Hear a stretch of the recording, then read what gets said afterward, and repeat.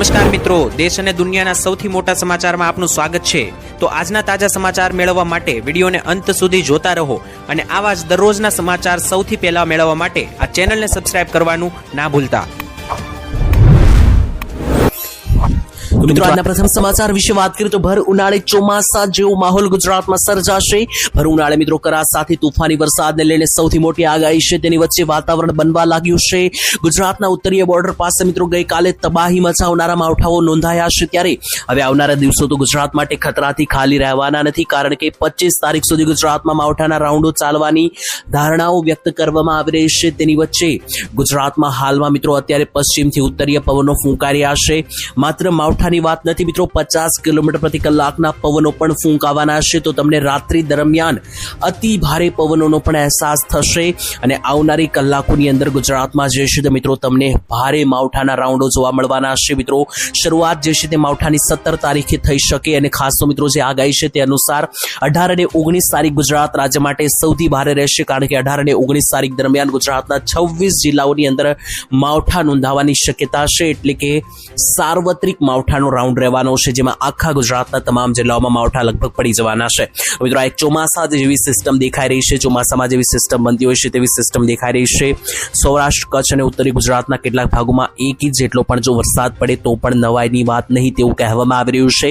અને મિત્રો જે આ સિસ્ટમ છે તે લાંબી એટલે કે 22-23 તારીખ સુધી ચાલી શકે તેવી પણ સંભાવનાઓ છે। તેની વચ્ચે આવનારા દિવસોની અંદર હવે તમને માવઠા અને પવનો એટલા ભયંકર જોવા મળશે કે તમે ભૂલી જશો કે ઉનાળો ચાલી રહ્યો છે। અને મિત્રો એક રાહતની વાત એ છે કે અત્યારે જે હદ મચાવતી ગરમી છે તેમાંથી પણ લોકોને આંશિક રાહત મળશે। ત્યાર પછી સૌથી મોટા સમાચાર આવી રહ્યા છે। યુદ્ધ વચ્ચે ગેસનું જહાજ ભારત બંદરે પહોંચ્યું। જ્યાં મિત્રો ગેસની અછતને કારણે ગુજરાતમાં બૂમો પડી રહી છે, તેની વચ્ચે એક રાહતભર્યા સમાચાર છે ગુજરાતીઓ માટે, કારણ કે મિત્રો ગેસનું મિત્રો જહાજ જે છે તે અત્યારે ભારત અને ખાસ તો ગુજરાત બંદરે પહોંચી ગયું છે। મિત્રો તમે જાણતા હશો કે ઈરાને મિત્રો તમામ જહાજો ઉપર રોક લગાવી દીધી હતી। આજથી કેટલાક દિવસો પહેલા મિત્રો જ્યારે યુદ્ધ શરૂ થયું ત્યારે ઈરાને જણાવી દીધું હતું કે કોઈ પણ ગેસ કે પેટ્રોલ ભરેલું જહાજ અહીંથી જવા દેવામાં આવશે નહીં। તેને કારણે ભારતમાં ગેસનો પુરવઠો અટવ્યો હતો અને અત્યારે ભારતમાં જે અને ખાસ તો ગુજરાતમાં ગેસ સિલિન્ડરની અછતને કારણે હાહાકાર મચી ગયો હતો, ત્યારે અત્યારે રાહતભર્યા સમાચાર આવી રહ્યા છે। ઈરાને ભારતના જહાજોને મંજૂરી આપી દીધી હતી નીકળવા માટે અને મિત્રો 2 દિવસ પહેલા ભારતનું મિત્રો જહાજ નીકળી ગયું હતું ગેસ સિલિન્ડર લઈને, ત્યારે અત્યારે સમાચાર આવી રહ્યા છે એલપીજી ગેસ સિલિન્ડરને લઈને આવી રહેલું શિવાલિક નામનું જે જહાજ છે તે મિત્રો ગુજરાતની હદ એવા કચ્છના અખાતમાં આજે એન્ટ્રી લઈ ચૂક્યું છે, એટલે કે ભારતમાં આવી ગયું છે, ખાસ તો ગુજરાતમાં આવી ગયું છે। જો કે મિત્રો આવતીકાલે નંદાદેવી નામનું બીજું જહાજ પણ જે છે તે કંડલા બોર્ડર ઉપર આવી જશે।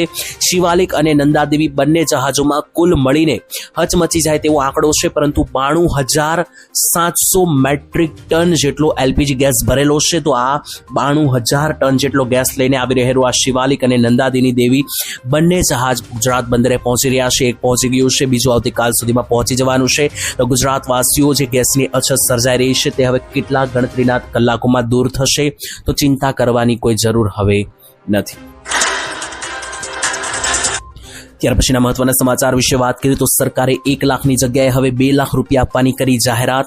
જ્યાં મિત્રો સરકાર ખેડૂતો માટે અઢળક યોજનાઓ ચલાવે છે, તેમાંથી આ સૌથી વધારે સારી અને ખેડૂતોને તરત પૈસા મળતી યોજના છે, જેમાં મિત્રો સરકાર ખેડૂતોને ખેતરની અંદર ગોડાઉન બનાવવા માટે એટલે કે ઓરડી બનાવવા માટે પૈસા આપે છે। પહેલા મિત્રો આ યોજનામાં માત્ર 1000 રૂપિયા જ મળતા હતા, પરંતુ સરકારે રાતોરાત આ પૈસા વધારી દીધા અને હવે ખેડૂતો 2 લાખ રૂપિયા સુધીની સહાય મેળવી શકશે।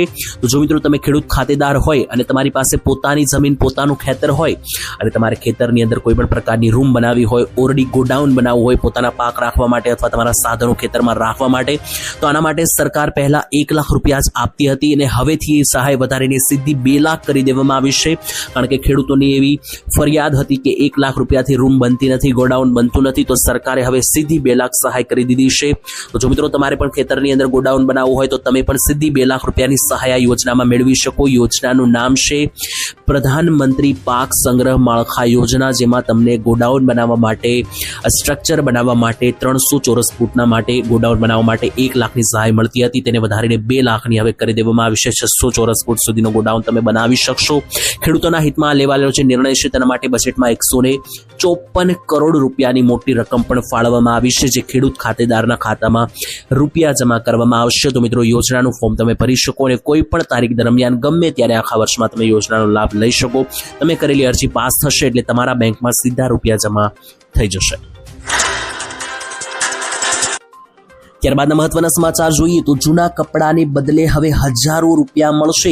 જ્યાં મિત્રો ગુજરાતની અંદર ઘણા બધા શહેરોની અંદર અને ગામડાઓની અંદર બહેનો જે છે એ જૂના કપડા આપીને વાસણ લેતી હતી. આવો રિવાજ છે ઘણા લાંબા સમયથી, પરંતુ હવે મિત્રો ભૂલી જજો, વાસણને બદલે હવે તમારા જૂના કપડાના બદલે હજારો રૂપિયા પણ તમને મળવાપાત્ર થશે. કારણ કે મિત્રો કઈ રીતે, તો એને લઈને સોશિયલ મીડિયા પર અત્યારે ઘણી બધા સમાચાર આવી રહ્યા છે.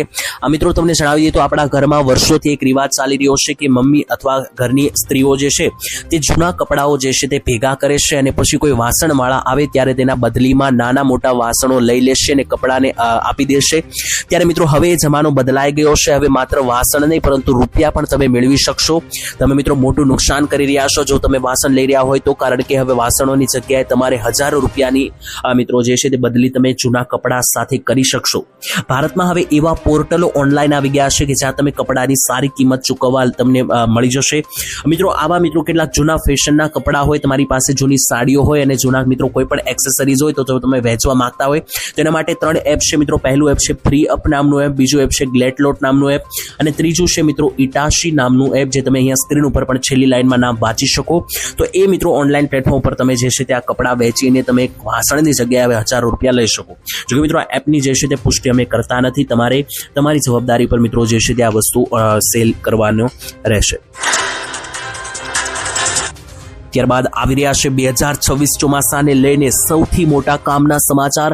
ટીટોડીએ ઈંડા મૂકી દીધા છે અને એના ઉપરથી આ વર્ષનો વર્તારો સામે આવી ગયો છે કે ચોમાસું કેવું જવાનું છે. કારણ કે અત્યાર સુધી મિત્રો આ વર્ષે થોડું પણ સારું ગયું નથી ભારતવાસીઓનું, કારણ કે ગયો મહિનો જે છે તે લગાતાર જોવા મળી. તો આ શરૂઆતમાં જે યુદ્ધના પગલે ભારતના ઘણા બધા નોકરી ધંધા બિઝનેસ અને ઉદ્યોગોમાં ભારે મંદીનો માહોલ છે, તેની વચ્ચે શું ચોમાસા બાદ ખેડૂતોને રાહત મળશે કે નહીં? તો ટીટોડીએ જે રીતના ઈંડા મૂક્યા છે તેની આધારે ચોમાસાનો વર્તારો સામે આવી ગયો છે. વર્ષે 2026માં પહેલું ઈંડું ટીટોડીએ મૂકી દીધું છે ભરૂચની અંદર. ભરૂચ શહેરની મિત્રો જે મોટી સોલા સિવિલ હોસ્પિટલ છે ત્યાં આવી રહેલા મોટા મિત્રો ગ્રાઉન્ડની અંદર ટીટોડીએ મોટા મેદાનમાં 4 ઈંડા મૂક્યા છે. ચોમાસા પહેલા મિત્રો ટીટોડીના ઈંડાને આધારે આપણી લોકવાયકા છે વર્ષો જૂની કે ટીટોડીના ઈંડાને આધારે આગાહી આપવામાં આવે છે અને એવું માનવામાં આવે છે કે ટીટોડી જેટલા ઈંડા મૂકે છે એટલા મહિના ચોમાસું જે છે તે સારું જોવા મળે છે. અને જો ટીટોડી જેટલી હાઈટ ઉપર ઈંડા મૂકે છે એટલો વધારે વરસાદ ગણવામાં આવે છે. તો હાઈટની વાત કરીએ તો ટીટોડીએ આ વખતે જમીન ઉપર જ ઈંડા મૂક્યા છે અને 4 ઈંડા મૂકવામાં આવ્યા છે, જેનો મતલબ થાય છે કે મિત્રો આ વખતનું જે ચોમાસું છે તે 4 મહિના સારું ચાલવાના એંધાણ છે. અને ટીટોડીના ઈંડાને આધારે મિત્રો નમસ્કાર મિત્રો, સ્વાગત છે તમારું બધાનું આપણા ફરીથી એક આજના તાજા હવામાન સમાચાર વિડીયોમાં. તો આજના વિડીયોમાં આપણે અલગ અલગ દેશ અને જે ગેસ સિલિન્ડરના ભાવમાં જે ધડખમ વધારો થઈ રહ્યો છે તેના વિશે વાત કરીશું. તેની પહેલાં જો તમે ચેનલ ઉપર સુધી શેર કરજો અને તમે ક્યાંથી વિડીયો જોવો છે તે કોમેન્ટમાં કરજો. તો મળીએ કાલે હવામાન વિભાગના નવા વિડીયો સાથે. જય દ્વારકાધીશ.